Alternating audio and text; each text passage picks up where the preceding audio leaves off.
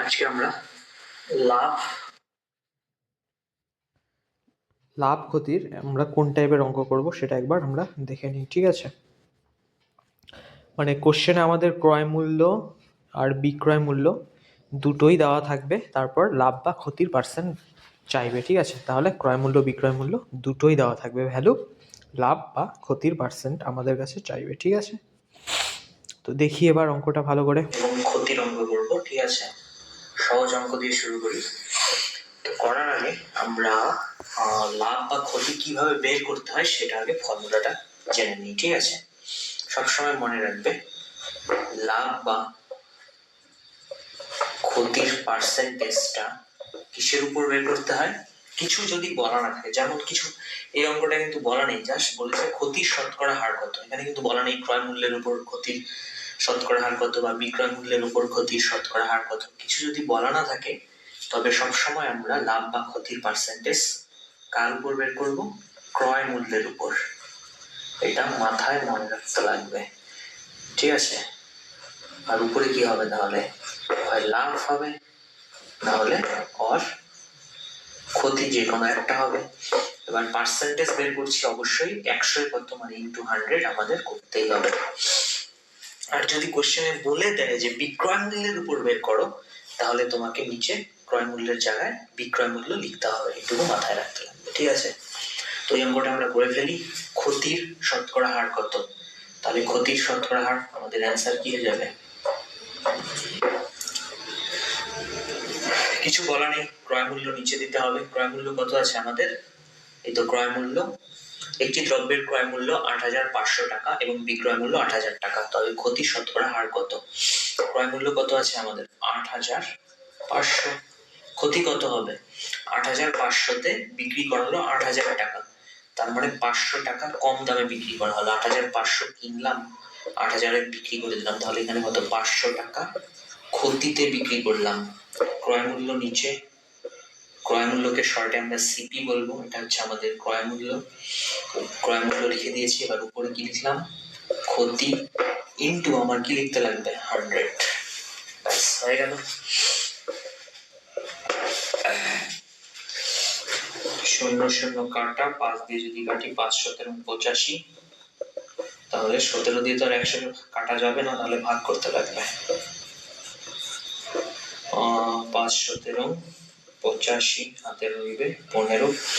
তাহলে যদি সমস্ততে অ্যান্সার থাকে অপশনে, তাহলে লিখবো আমরা 5 সমস্ত 15/17। আর যদি পয়েন্টে থাকে তাহলে পয়েন্ট নিতে হবে, পয়েন্ট নিয়ে 0। 8 17 দেখতে লাগে কতবার দিলে ক্লোজ যাচ্ছে? 150-এর 8 বার দিলে মোটামুটি ক্লোজ যায়। 8 17 136। হাতের কত থাকে? 4, এখানে 1 আসলো 4, 5 14। দশমিক নিয়ে আরো 0, আরো এইভাবে চলতেই থাকবে, আবার 8 বাড়ি যায় 136। 4 মিলবে না, ওই অপশনে পয়েন্টের পরে 2 ঘরই থাকবে। ঠিক আছে, এটাই অ্যান্সার। আচ্ছা, এই যে কাটাকাটিটা এখানে বললাম না, এই কাটাকাটিটা আমরা আগেও করে নিতে পারি। ঠিক আছে,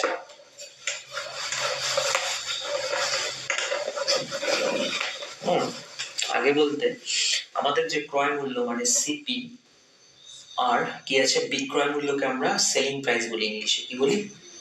সেলিং প্রাইস, মানে শর্টে বললে সেলিং এর এস, প্রাইস এর পি, এই দুটো রেশিওটা লিখে নিব। ঠিক আছে, সিপি আগে লিখেছি না, ক্রয় মূল্য 8500, আর এসপি হচ্ছে আমার 8000। 20 কাটা, 5 দিয়ে কাটলে 5 17 85, 5 16 80, তার মানে ভ্যালু হলো আমার 17/16। তাহলে কস্ট প্রাইস আমরা এবার এখন কত ধরবো? 17, আর সেলিং প্রাইস 16 ধরবো। ঠিক আছে, তাহলে ক্ষতির পার্সেন্টেজ কি হবে? নিচে সিপি দিতে হবে, সিপি মান কত লিখবো এখন? 17। ক্ষতি কত হলো? 17 টাকায় সিপি আর 16 টাকায় বিক্রি করা হলো, ডিফারেন্স কত? 1 টাকা ক্ষতিতে বিক্রি করা হলো, তাহলে 100 কত? ইনটু 100। ইনটু 100 দেওয়াও যাক, বা এর সাথে দুইটা শূন্য লাগিয়ে দেওয়াও কিন্তু তাই একই ব্যাপার। ঠিক আছে, যাই হোক, প্রথমে এইভাবেই করি, ইনটু 100। 17 দিয়ে 100 কে ভাগ করলে কি হয় সেটা আমরা আগেরবার দেখেছি। ঠিক আছে, হয়ে গেল। আরেকটা অঙ্ক দেখি, ঠিক আছে? তাহলে এভাবে আমরা করতে পারি, ডাইরেক্ট ওই ফর্মুলাতে না ফেলে আমরা সিপি আর এসপি রেশিওটা বের করে, মানে কাটাকাটি পরে না করে আগেই সিপি আর এসপি রেশিওতে কাটাকাটি করে একটু ভ্যালুটা ছোট করে নিলাম, তারপরে করতে পারি এইভাবে, ঠিক আছে?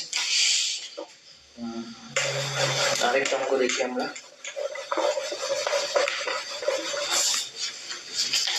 ক্রয় মূল্য 35-এর পরে 4টা শূন্য, আচ্ছা এখানেই মুছে লিখে দিচ্ছি। 35 1 2 3 4 টাকা দিয়েছে, আর বিক্রয় মূল্য দেওয়া আছে 4 3 5 4 3 5 3টা শূন্য 1 2 3 এত টাকা, ঠিক আছে? তো আমরা ডাইরেক্ট, আচ্ছা এখানে কি হবে, ক্রয় মূল্য থেকে বিক্রয় মূল্য বেশি, তার মানে এখানে কি হবে, ক্রয় মূল্য আছে 35,000 আর বিক্রয় মূল্য আছে 43,500 বেশি, তার মানে অবশ্যই লাভ হয়েছে। লাভের পার্সেন্টেজ এক, তো আমরা কি করতে পারি, ডাইরেক্ট নিচে ক্রয় মূল্য লিখে দিলাম আর উপরে হচ্ছে ক্রয় মূল্য আর বিক্রয় মূল্যের ডিফারেন্সটা লিখলাম, মানে কত লাভ হলো ইনটু 100। আর না হলে আমরা যেটা করতে পারি, ডাইরেক্ট আমরা সিপি বাই এসপিটা, মানে কাটাকাটি পরে করার থেকে আগে করে নেওয়া মনে হয় বেটার, ঠিক আছে? 35 1 2 3 4 4 3 5 1 2 3, তো ডাইরেক্ট 3 0 3 0 কাটা, 5 দিয়ে কাটলে 5 7 35 0 5 8 40 হয়ে গেল। তাহলে এখন আমরা সিপি কত ধরবো, 70 87, এত বড় ভ্যালুর বদলে আমরা সিপি ধরবো 70 আর এসপি ধরবো 87, ঠিক আছে? তাহলে আমার প্রফিট পার্সেন্টেজ কত, সরি এখানে ক্ষতি হবে না, তাহলে এখানে কি হবে,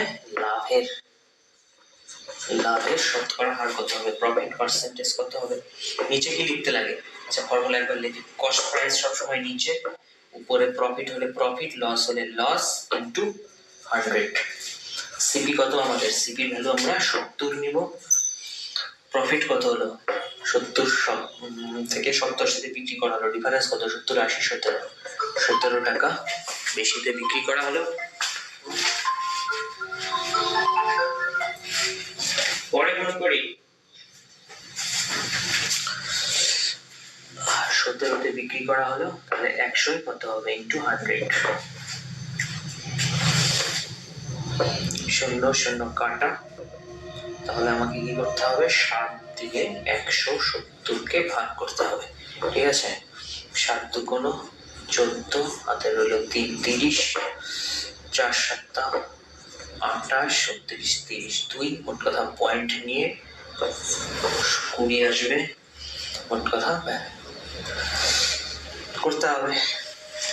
আচ্ছা ভাগটা আমরা এইটা লিখে দিই, 7 দিয়ে 170, 7 আর এখানে কত হলো, 17 আর 10 গুণ করলে কত হয়, 17 আর 10 170,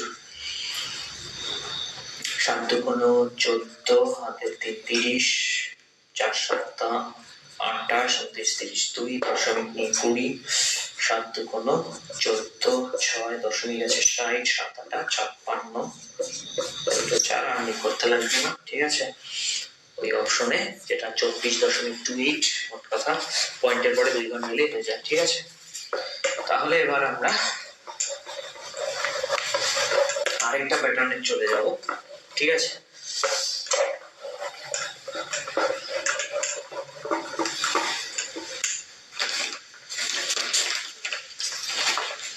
একটা অঙ্ক দিয়েছে, বিক্রয় মূল্য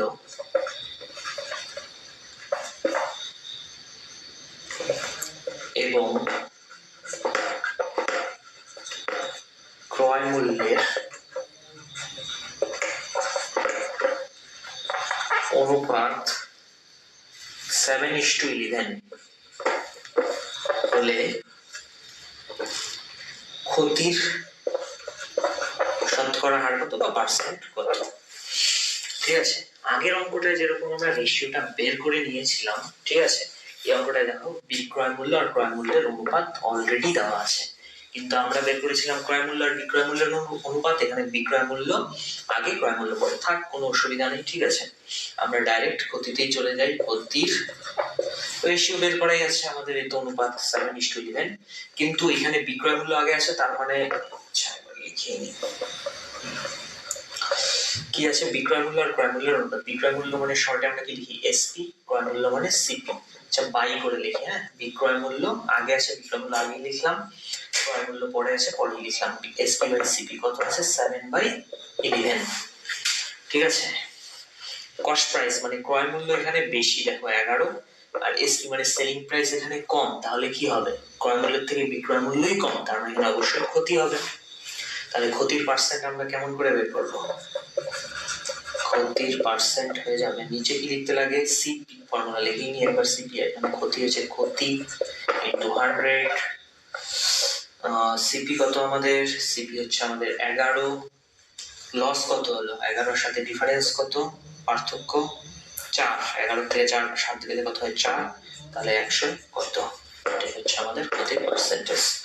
তাহলে 4 আর 100 গুণ করলে কত হয়, 400 কে আমাদের 11 দিয়ে ভাগ করতে হবে। ঠিক আছে, 3 11 33, হাতে রইল 7, 70, 6 11 66, হাতে কত রইল 4.40, 3 11 33, হাতে রইল 7, এভাবে চলতেই থাকবে। ঠিক আছে, অপশন দেখে আমাদের উত্তরে অপশন থাকবে এ বি সি ডি, যেখানে 36.3, তারপর আরেকটা ডিজিট আচ্ছা করে দিই, দশমিক আছে 70, 6 11 66, আর 70 থেকে 66 গেলে কত হয় 4 হয়, আর করার দরকার নেই। ঠিক আছে, ওটা অপশন দেখে ভাগ মিলেই যাবে। আরেকটা অঙ্ক দেখি সময় নষ্ট না করে।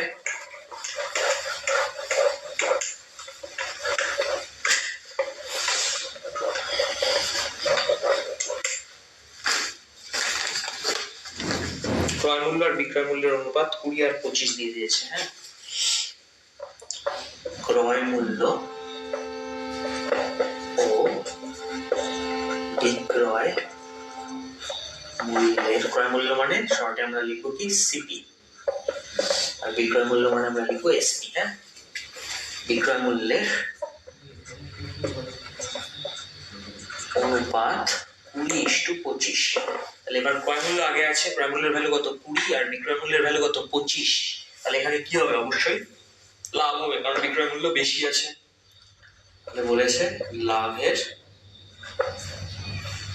পার্সেন্টেজ কত হবে। আচ্ছা, আর সিপিএসপি এখান থেকে ডাইরেক্ট করে দিচ্ছি আমরা।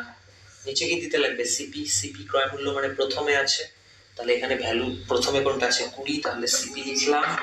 লাভ কত, ডিফারেন্স কত 25 আর 20, 25 থেকে 20 গেলে 5 ইনটু 100, এটাই হচ্ছে আমাদের লাভের পার্সেন্টেজ। 5 দিয়ে কাটলে 4, 4 দিয়ে কাটলে 25%, 25% সমান 25% হয়ে গেল।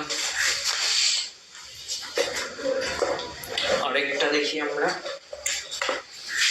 ক্রয় মূল্য আর বিক্রয় মূল্যের অনুপাত, কস্ট প্রাইস এন্ড সেলিং প্রাইসের অনুপাত ওরা দিয়ে দিয়েছে 8:9, এই রেশিওটা ওরা দিয়ে দিয়েছে কত, 8:9।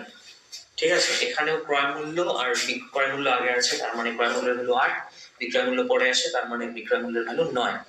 এখানেও ক্রয় মূল্যের থেকে বিক্রয় মূল্য বেশি, তার মানে এখানেও কি হবে, লাভই হবে। ঠিক আছে, তাহলে লাভের শতকরা হার কত হবে, নিচে কি হয়, ক্রয় মূল্য বা সিপি 8 আছে, লাভ কত হলো 9, 8 এর ডিফারেন্স কত হবে 1, 9 থেকে 8 গেলে কত হয় 1, তাহলে 100 এর কত ইনটু 100%, 4 দুগুণ 8, 4 25 ও 100, 25 বাই 2%, 25 কে 2 দিয়ে ভাগ করলে কত হয় 2 কে 2, 2 দুগুণ 4, 5, 12.5% অ্যানসার। ঠিক আছে।